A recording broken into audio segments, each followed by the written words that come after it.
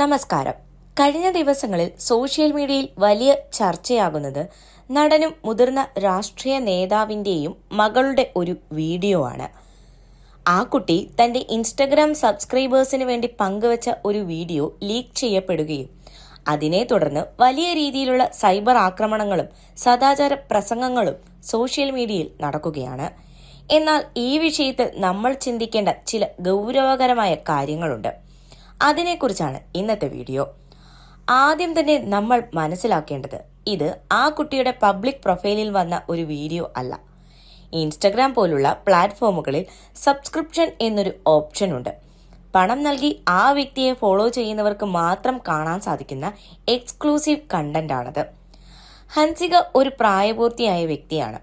തന്റെ സബ്സ്ക്രൈബേഴ്സിന് എന്ത് തരത്തിലുള്ള കണ്ടന്റ് നൽകണം എന്നത് പൂർണ്ണമായും ആ കുട്ടിയുടെ തീരുമാനമാണ്.